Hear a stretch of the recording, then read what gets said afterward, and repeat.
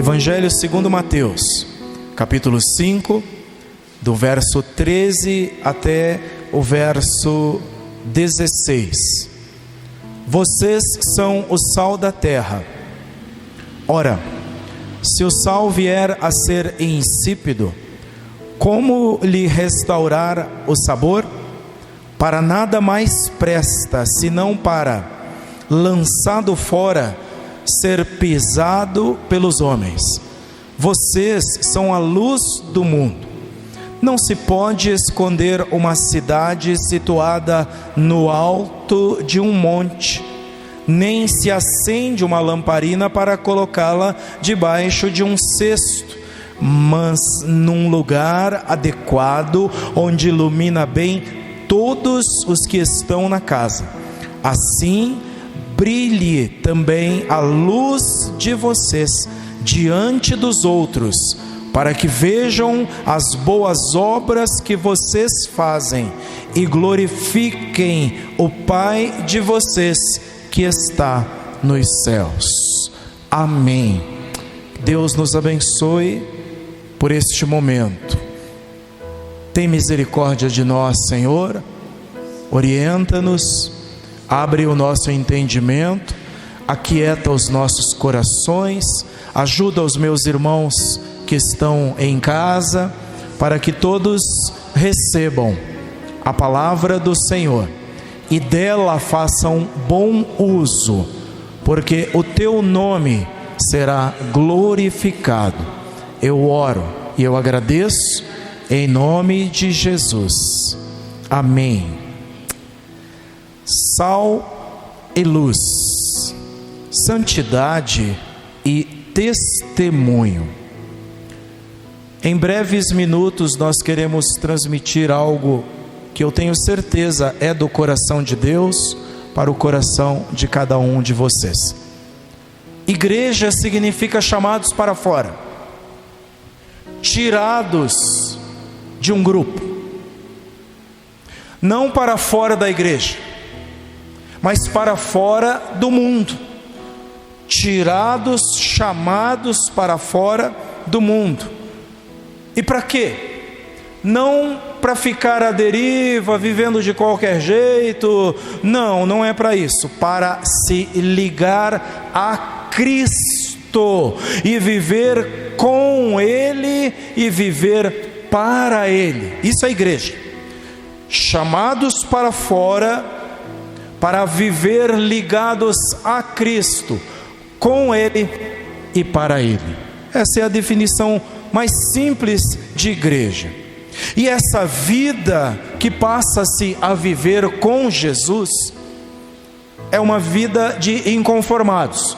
O apóstolo Paulo dirá isso na carta aos Romanos, no capítulo 12 e no verso 2. É gente inconformada, que não toma a forma que o mundo quer lhe dar, que não assimila o jeito que o mundo quer lhe modelar.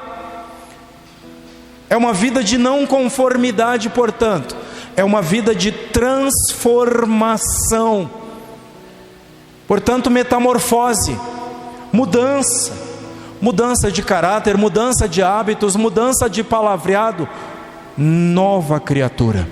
É uma vida de renovação do entendimento, uma mente que se renova a cada dia, que aprende coisas novas, que está aberta para o novo de Deus. Não é qualquer novidade, nem qualquer notícia, muito menos o que hoje é comum, fake news. Não, é o novo de Deus.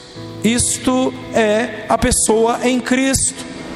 Essa vida é uma vida de desapego.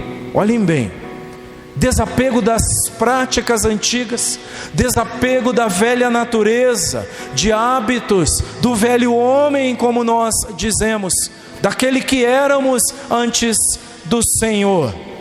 É por isso que o apóstolo Paulo diz que se alguém está em Cristo, é nova criatura, e as coisas velhas todas já passaram, e eis que tudo se fez novo.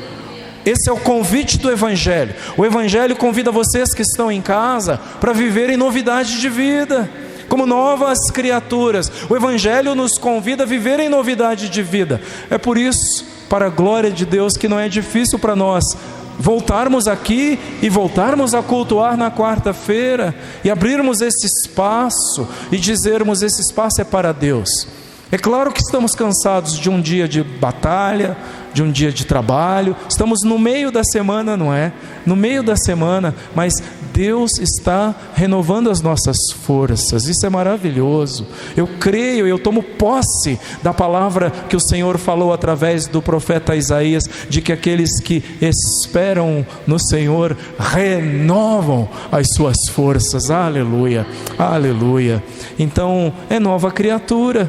Essa é a nova vida que passa-se a se viver com Cristo. Agora, se a nossa comunhão agora não é mais com o mundo, é com a igreja, é com esse povo chamado igreja, então como viver com o mundo? Porque vocês estão lembrados da oração de Jesus, não é? Ele disse: Pai, João capítulo 17, eu não peço que os tires do mundo. Eles não são do mundo, como do mundo eu também não sou.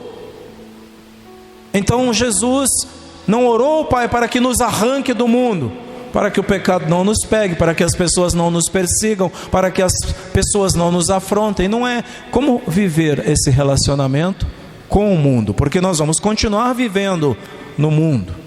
Nós somos igreja. Como conviver com o mundo? Como conviver? A minha pergunta é mais direta: como conviver com os nossos vizinhos? Como conviver com os nossos colegas de escola, de faculdade, de trabalho? Como conviver com amigos? Vamos deixá-los? Não, pelo contrário. Essa nova vida agora nos leva a querer que esta vida também seja para os nossos, tanto para os mais chegados, quanto para aqueles que nós mal conhecemos. É isso que faz a diferença na nova criatura, porque a gente quer trazer todo mundo para o rebanho do Senhor, né? Quer trazer todo mundo, quanto mais, melhor. Como conviver? E na escola, como fica? No trabalho, na sociedade, no nosso comércio, no nosso empreendimento, como conviver com estas pessoas?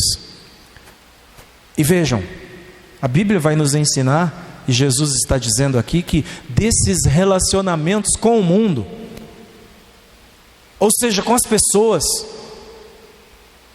deve resultar frutos. Você não só continua no mundo, continua convivendo com as pessoas, com os não crentes, mas também precisa produzir frutos desse relacionamento. Esse é o desafio para ser cristão. Esse é o nosso desafio. É para isso que Deus nos chamou. Porque por enquanto estamos aqui. Não somos daqui, mas estamos aqui. Somos peregrinos aqui, andamos por essa terra. E enquanto isso, aguardamos o novo céu e a nova terra, como foi pregado aqui no domingo. Somos peregrinos, somos estrangeiros aqui, porque você faz parte de um povo que foi trazido para fora, que foi chamado para fora, e agora precisa agradar ao teu Senhor, precisa amar a Deus, o teu Pai, e precisa conviver com pessoas as quais você, em amor, vai semeando na vida delas paz, alegria. Lembra do fruto do Espírito? Vai semeando amor, alegria, paz, fé, paciência, temperança. Tudo isso a gente vai semeando por aí afora. Não somos do mundo, mas enquanto estamos aqui, precisamos frutificar. Deixa eu perguntar: vocês estão dispostos a frutificar? Se sim, então vocês estão desejosos de serem crentes de verdade. Porque eu afirmo de novo que o resto Deus manda no pacote. A gente faz a vontade dele, ele cuida da nossa vida, ele cuida da nossa carreira, ele cuida do nosso futuro, ele dá inteligência para a gente ganhar vida, para a gente trabalhar honestamente. O que a gente ganha pode até não ser muito Quem dera seja bastante, porque daí eu me envolvo mais. Mas pode não ser muito, mas Deus faz prosperar. Amém? Deus faz prosperar. Ele multiplica. É inexplicável, mas é assim que Deus faz. Então, aqui nessa parábola, nessa palavra que o Senhor Jesus nos deixou, começa falando de um santo sal. Olha só. É diferente do tratamento que se dá aí afora para o sal. Mas no fundo, eu andei dando uma pesquisada, o sal se usa hoje semelhante ao que se usava nos tempos de Jesus, quando ele ilustrou que os cristãos, os crentes nele, são o sal da terra. Santo sal, que coisa maravilhosa. Jesus usou duas comparações para descrever os cidadãos dos céus, os cidadãos do reino nesse mundo, sal e luz. Vocês são sal e são luz. É isso que ele disse aqui. Volta no 13 e aí lemos: vocês são o sal da terra. Ora, se o sal vier a ser insípido, como lhe restaurar o sabor? Para nada mais presta, senão para, lançado fora, ser pisado pelos homens. O sal era o principal elemento da asepsia, ou seja, da higiene, até a higiene pessoal e de conservação, principalmente de alimentos e outros orgânicos. Não haviam antibióticos sintéticos como há hoje, não haviam, e então as infecções eram comuns. Era vasto o número de infecções para aquele tempo. Ser sal da terra, portanto, olha que maravilhoso, é promover santificação, é viver para a santificação, em santificação. Porque o sal, na aplicação de Jesus, era asepsia, limpeza, purificação, higiene. Então, aquele que é sal, santifica-se, busca santidade, busca ser santo, ou seja, busca separar, lembra igreja? Separados, busca separar-se daquilo que quer lhe corromper, busca separar-se daquilo que quer lhe mudar os valores eternos que você pôs no seu coração. É isso, sal aponta para a santificação, mas Jesus nos lembra aqui que o sal pode perder o seu sabor. Entendem? Pode acontecer isso com o sal. E aí ele vai ficar então insípido, como diz a minha versão. Na Nova Tradução, na linguagem de hoje, diz que ele perde o seu sabor. Eu andei olhando e quer dizer isso aí que ele se torna irrelevante. Na verdade se torna um tanto faz. Não faz diferença. Sal insípido é isso.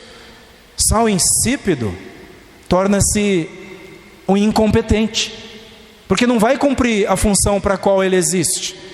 Sem sentido, sem noção da realidade. Sal insípido torna o crente incapaz. Que sério, né?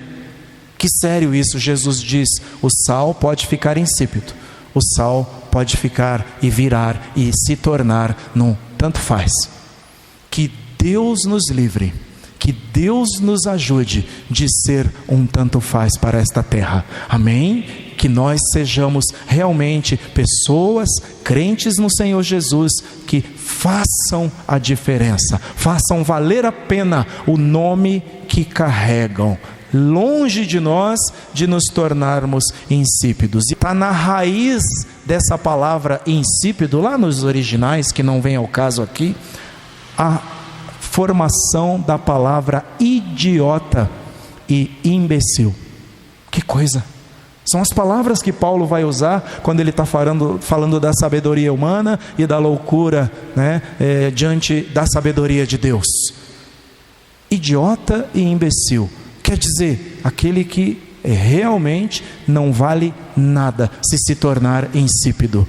Que Deus nos abençoe e nos livre de tudo isso, não é? Então, olha, a nova versão, a nova tradução na linguagem de hoje diz: se o sal perde o gosto, deixa de ser sal, e não serve para mais nada. É jogado fora e pisado pelas pessoas que passam. Naquele tempo, na Palestina, não tinha asfalto. As ruas eram lamacentas e o sal que não prestava, o sal insípido tirado do mar ali próximo, era jogado na rua para servir de cascalho. Entenderam? Servia como cascalho para nós hoje aqui.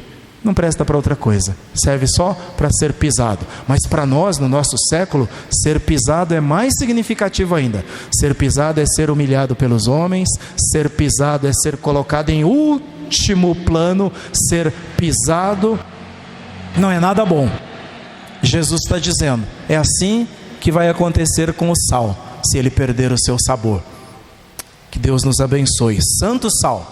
Sejam santos. O sal aponta para a santidade. Segunda coisa e última, existe aqui uma luz que revela, guia e glorifica. Jesus diz, você é luz que guia, que orienta e que glorifica o nome do teu Pai, o nome do Senhor nosso Deus. Verso 14 diz, vocês são a luz do mundo. Não se pode esconder uma cidade situada no alto de um monte. Numa época sem eletricidade lá na Palestina, no tempo de Jesus, uma época de estradas e também de casas escuras, época em que os ladrões e salteadores aproveitavam o breu das noites escuras para assaltar e para fazer mal às pessoas. Numa época assim, a luz era fundamental. Pensem nisso. Hoje é comum, nós andamos nas nossas cidades em quase a luz do dia, não é verdade? Quando pegamos as estradas e tem uma estrada muito escura, nós dizemos, que breu, que escuridão, porque acostumamos até nas cidades e em volta delas com tudo iluminado, mas não era sempre assim. A luz era fundamental. Luz, portanto, aqui significa orientação, clareza, direção. Com a estrada iluminada dava para saber o tempo todo para onde se estava indo. E essa estrada às vezes era só um caminho no meio do campo, no meio da planície. Sem luz ficava difícil achar, né? Ficaria difícil achar o caminho. Que coisa! Resultado da luz, segurança. Porque quem tem orientação está seguro. Quem tem a direção para onde está indo, está seguro. O homem que tem a direção, a mulher que tem a direção, esse casal passa direção aos filhos e passa segurança para os filhos. Não é assim? É assim. Luz significa também segurança. Ser luz, Jesus diz que nós somos luz, os crentes são luz, é ser orientação, é ser um farol para aqueles que estão perdidos. Guarde bem isso. É alguém para onde olham as pessoas, procurando pelo menos por um fio de esperança. Entendem? Isso é ser luz. Isso é ser luz. Já vamos falar sobre esse negócio de quem as pessoas olham. O mundo que Jesus disse, ele disse nós somos a luz do mundo, significa a organização ou o sistema de coisas que está aí. O mundo institucional, os seus departamentos, suas normas, suas leis, seus regulamentos, seus procedimentos, mas principalmente o seu sistema de valores, coisas que para o mundo são relevantes e são mais importantes. Quando se fala no mundo, a primeira coisa que vem é o seu sistema de valores. Aí você vai dar atenção para coisas como materialismo, gente que é apegada nas coisas e que não quer nem saber de pessoas. Entenderam? Gente que ama coisas e que ignora, que odeia, que afasta pessoas. Isso é mundo, isso é o sistema que nos envolve, aonde a gente está inserido. Os discípulos de Jesus são luz para esse sistema. São luz para essas trevas do ódio, para essas trevas do abandono. São luz para as trevas onde quem tem cada vez quer mais, e quem não tem é cada vez mais empurrado para longe, longe dos recursos, longe das pessoas. É isso que o mundo faz com as pessoas. O mundo tira tudo que elas têm e depois joga fora o bagaço. É assim que faz. Crente é luz nesse sistema. É isso que Jesus está falando. Crente é clareza e é a verdade num sistema maligno, num sistema corrupto, num sistema cruel. É isso, irmãos. Glória a Deus. É quase, Jesus está dizendo, olha, é quase impossível não brilhar. Que maravilhoso isso. Ele diz aí no verso 14: não se pode esconder uma cidade situada no alto de um monte. Se a luz estiver no monte, quer dizer, o que é a luz que está no monte? Está em destaque, está num local elevado, para que todos vejam. Se ela estiver no monte, ela está em destaque e brilha muito. Jesus diz, não tem como esconder, porque não tem como você viver duas vidas. Crente é luz e vai brilhar. Crente é luz e vai ser visto. É isso que Jesus está dizendo, não tem como esconder isso. Isso é um lado da questão. Esse é um lado das coisas. É a posição do crente, importa demais. Porém Jesus alerta. Ele dá um aviso aí junto. De nada serve a lamparina se ela for colocada debaixo da bacia, debaixo do cesto, debaixo da vasilha. Luz é para ser colocada no monte, para que todos vejam. De nada servirá. Jesus está falando de testemunho, né? Ele não, eu entendo assim, que de nada vale ser um crente agente secreto. Aquele que só ele e o Pai sabem que é crente. Entendeu? O crente 007 é testemunho. A nossa vida fala, nossos atos falam, nosso palavreado, o jeito que a gente fala, tudo fala. É testemunho, é luz. Não se pode esconder, disse Jesus. E se a gente colocar a lamparina debaixo da vasilha, debaixo do cesto, debaixo do alqueire, é desperdício de recursos. E na economia de Deus não se admite desperdício. Viu? Não se admite, é desperdiçar recursos tão preciosos. E aí eu chamo vocês para pensar, quantos dons têm sido desperdiçados, né? Quanta coisa boa que Deus deu, Deus presenteou e estão sendo desperdiçados. Glória a Deus que tem nos movido para estar aqui outra vez, também às quartas-feiras, para que nós não enterremos os talentos que o Senhor nos deu. Amém? Não enterremos isso. É desperdício. Não ponha debaixo da bacia, não ponha debaixo do alqueire, mas deixa brilhar, deixa brilhar. É importante isso, é importante. No lugar próprio, diz Jesus, a lamparina ilumina toda a casa. Que a nossa luz alcance o máximo possível. É importante isso. É o que está no verso 15. Isso, para mim, fala de testemunho.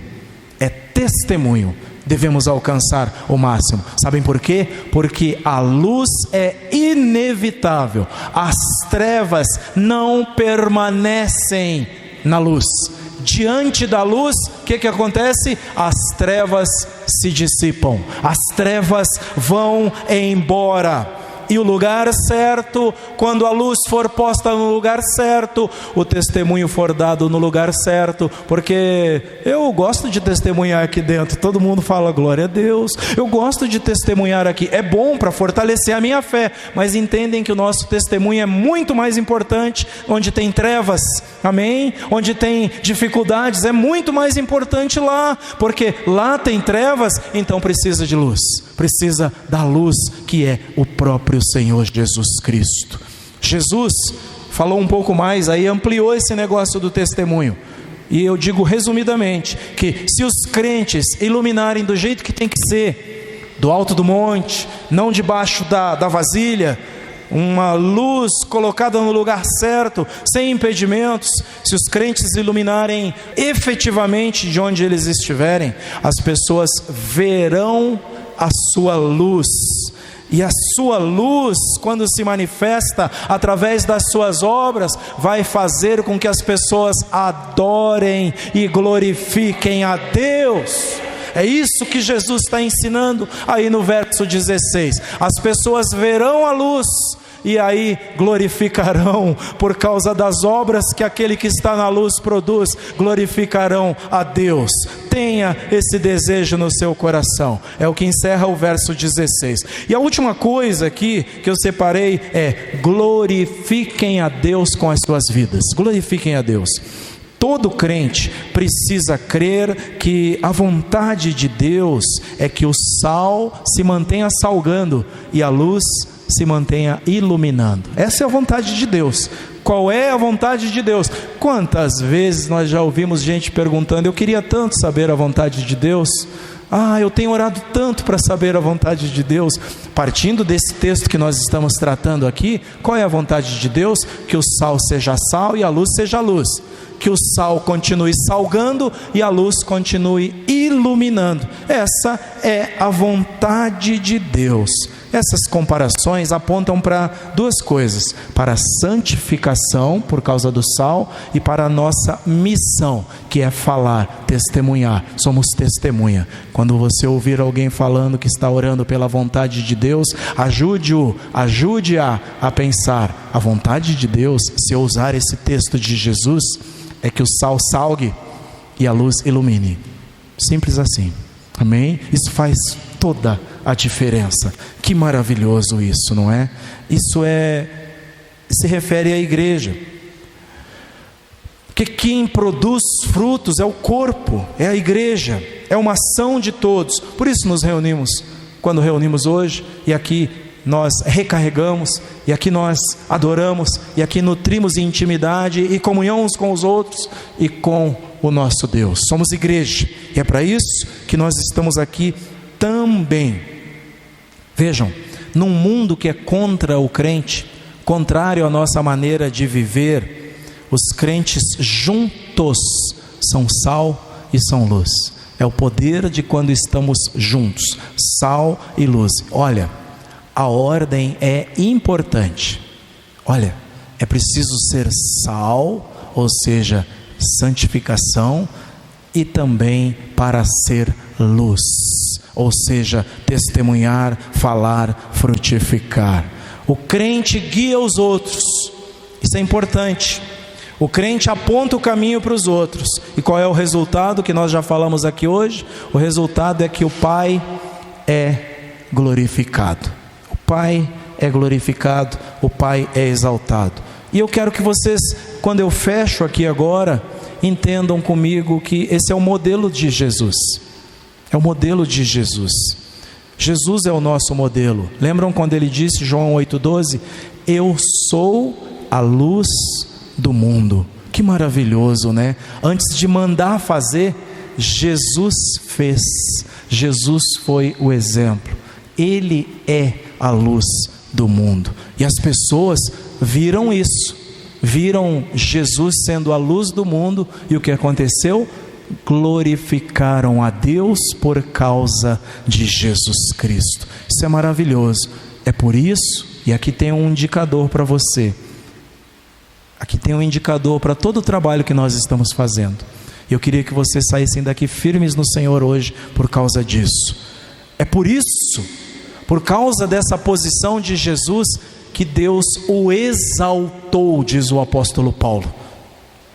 Por causa da humildade de Jesus e por causa da obediência de Jesus, que são coisas que nós precisamos aprender. Ele foi obediente até a morte. Por causa disso, a Bíblia diz que Deus o exaltou à mais alta posição e lhe deu o nome que está acima de todo o nome. Filipenses 2, 8 e 9. E nessa linha nós vamos fechar com o apóstolo Tiago, quando diz: humilhem-se diante do Senhor e Ele os exaltará. Portanto, sejam luz e sejam sal. Sejam sal nessa ordem, santifiquem-se e sejam luz, e o mundo conhecerá o Senhor através da vida de vocês e vai glorificar a Deus por causa de vocês. Aleluia. Concluímos dizendo assim: cristianismo não é sobre ter, cristianismo é sobre ser. Sejam sal, sejam luz, é ser. O que indica que nós estamos fazendo a vontade de Deus? O que indica que a vontade de Deus finalmente está acontecendo na nossa vida? Ou como dizem por aí, o que é que indica que nós estamos na visão? O que é? É quando as pessoas glorificam a Deus por causa da nossa vida. Aleluia! Aleluia! Isso indica que estamos fazendo a vontade de Deus. Foi isso que Jesus fez. Com a vida dele, ele glorificou o Pai. Chegou a ponto de dizer: a minha comida é fazer a vontade daquele que me enviou. Que maravilhoso isso. Podemos até dizer, olha aqui, gente, podemos até dizer assim: a minha vida não é da conta de ninguém. Já ouvimos isso, mas eu estou para dizer, é sim. Para o crente é. Para o crente, sim, precisamos dar conta dos nossos atos. Se você é crente, Deus é glorificado por aquilo que as pessoas veem na sua vida. Então a nossa vida é dar conta dos outros. Foi assim, a gente aceitou isso quando aceitou o Senhor Jesus. Para o crente, é sim, é verdade. Veja, nós não confiamos nas boas obras, não são elas, não são as boas obras. Nós confiamos em Deus, amém? Confiamos no Senhor. Mas as boas obras são a prova, a evidência de que nós somos de Deus e de que nós obedecemos a Deus. É por isso que a gente faz boas obras, é por isso que a gente faz, é obediência. E algo importantíssimo aqui nesse finalzinho: onde houver mais trevas, maior será o impacto da luz. Amém? Que maravilhoso! Então, meus irmãos, não tenham medo, viu? Quanto maior as trevas, mais a luz vai ser arrebatadora lá, em nome de Jesus. Lembram das palavras de Jesus? É a minha igreja, eu edificarei a minha igreja, e as portas do inferno, olha que não é pouca coisa, não prevalecerão contra ela.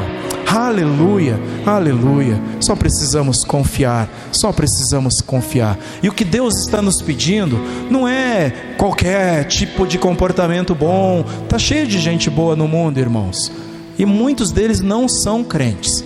Algumas pessoas, quando os irmãos forem pregar para eles, dirão: mas eu sou uma pessoa boa, eu não faço mal para ninguém, eu não prejudico ninguém, eu sou honesto nos meus negócios. Não é esse tipo de bondade nem de moralismo que nós estamos falando. Sabe do que nós estamos falando? É que as obras que nós fazemos são em obediência a Deus, ao Senhor nosso Deus, a Ele, e também é a sua palavra. Porque bonzinho qualquer um pode ser, é só querer, é força de vontade, é caráter mudado, seja pelas experiências da vida, seja porque a pessoa deseja fazer o bem, seja porque ela teve uma herança de bem na sua vida. Muitas pessoas podem fazer, mas fazer a vontade de Deus, só aqueles que realmente aceitam Jesus como seu Senhor e tornam-se filhos de Deus. Jesus chegou a perguntar assim: por que é que vocês me chamam de Senhor, se vocês não querem fazer o que eu estou mandando? Então, chamar Jesus de Senhor, tem que estar disposto a fazer o que Ele manda. Essa é a nossa regra de fé, essa é a nossa prática. Que Deus nos abençoe. Deus nos abençoe. Que desafiador, né? Quanto desafio. Eu quero convidar vocês assim mesmo para nós orarmos. Vocês podem orar pedindo ao Senhor: Senhor, me ajuda a ser esse sal, a não perder o sabor. Por mais que tenha luta, por mais que tenha desafios, me ajuda a manter o sabor. Me ajuda a ser essa luz, a não ficar escondida, a estar no lugar mais alto, não para que eu tenha destaque, mas para que o Senhor Jesus seja visto. E aí as pessoas olhando para nós, olhando para aquilo que fazemos, vão glorificar a Deus por causa das nossas vidas. Quem aqui quer glorificar a Deus com a própria vida? Quem aí em casa quer glorificar a Deus com a própria vida? Faça essa oração. Paizinho, muito obrigado.